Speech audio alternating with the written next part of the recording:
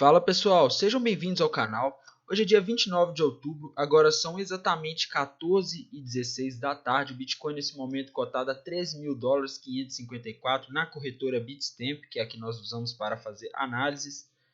E, bem, primeiramente eu gostaria de pedir para você participar do grupo que a gente tem no Facebook. Lá a gente debate muito sobre análise gráfica, se você ainda não participa. E vamos falar aqui rapidamente sobre o Bitcoin. O que está acontecendo com o Bitcoin? Hoje ele deu uma subida aí, né, puxada pela calma que o SP500 está hoje. Se a gente for aqui para o gráfico do SP500 hoje, a gente vê que ele está subindo hoje, depois daquela queda pavorosa de ontem, que ele deixou até um gap aqui nessa região, né? Hoje aqui, se a gente olhar o gráfico do SP500, esse candle verde ele está subindo levemente, corrigindo essa queda aí que ele veio fazendo nos últimos 3 dias, uma queda forte para o SP500. E isso ajudou o Bitcoin a se manter aqui na região em que ele já estava, região dos 13.500, entre 13.000 e 13.500 dólares. Bem, aparentemente ele está fazendo uma correção lateral. Observem aqui a semelhança desse cenário com os outros cenários que ocorreram recentemente.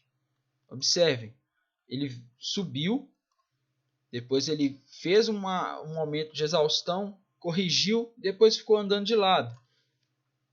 Se a gente olhar aqui, a mesma coisa. Ele subiu forte, fez uma exaustão, né? Ou seja, ele subiu até um ponto que ele não conseguiu mais subir, corrigiu, ficou andando de lado um tempo, tá?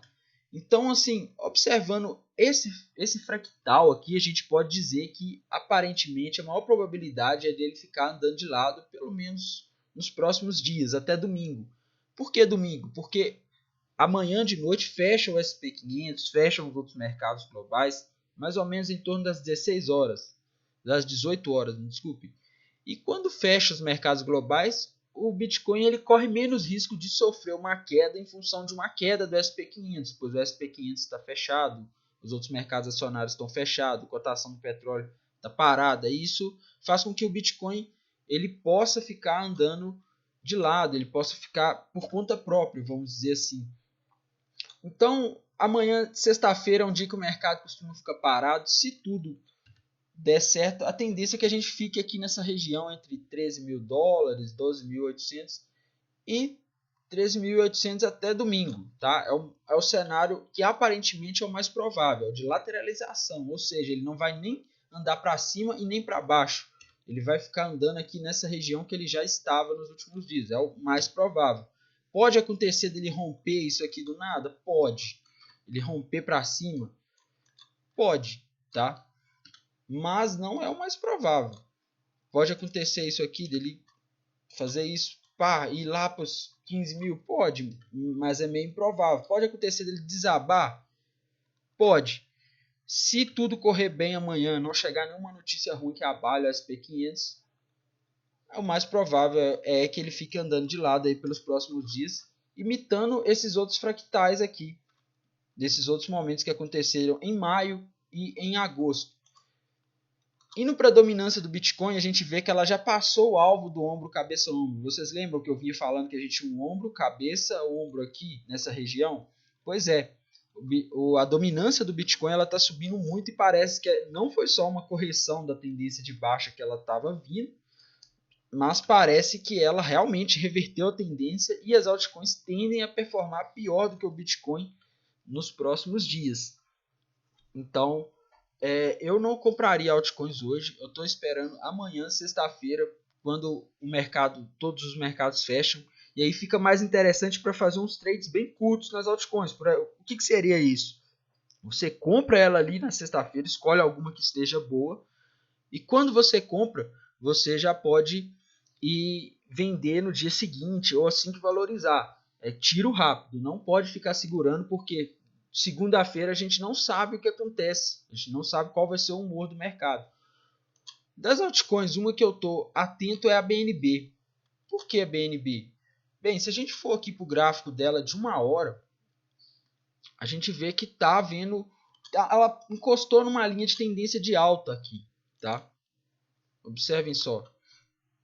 ela está aqui numa linha de tendência de alta. Repare que quando ela toca essa linha de tendência de alta, ela tende a subir. Agora ela encostou na linha de tendência de alta e está mostrando força compradora aqui. Por que está mostrando força compradora? Bem, observem só esse candle aqui.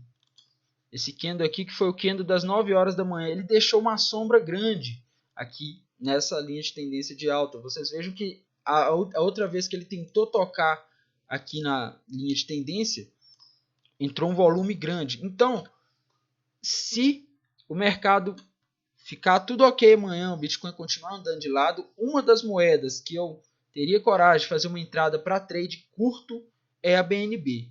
Por quê? Porque ela está numa linha de tendência de alta legal aqui, está demonstrando força compradora na linha, ou seja, está respeitando. Então, se ela não perder essa linha de tendência de alta até amanhã de tarde, eu arriscaria uma entrada até o final da tarde, até as 18 horas, eu arriscaria uma entrada.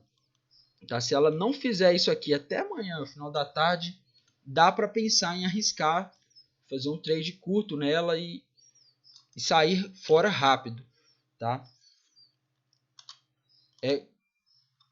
O SP500, como eu disse, ele está aqui, hoje ele está descansando entre aspas, né, da queda que ele vem sofrendo nos últimos dias. A queda dele tem um fator fundamental muito forte por trás, que são os lockdowns na Europa, né? E o temor de que isso chegue aos Estados Unidos. Se isso chegar aos Estados Unidos, provavelmente vai afetar o SP500 e provavelmente vai afetar o Bitcoin. Afetar como?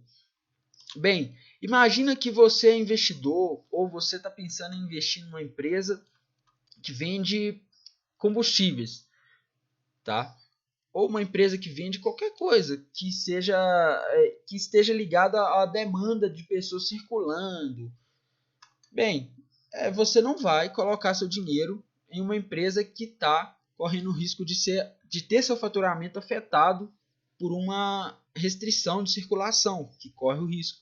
Então, isso puxa as 500 maiores empresas dos Estados Unidos para baixo, pois a maioria delas elas acabam sendo afetadas negativamente. Isso causa uma aversão a risco, as pessoas saem dos ativos de risco, que são as ações, petróleo, enfim, renda variável, e vão correr para o dólar, elas vão querer ter dólar em mão.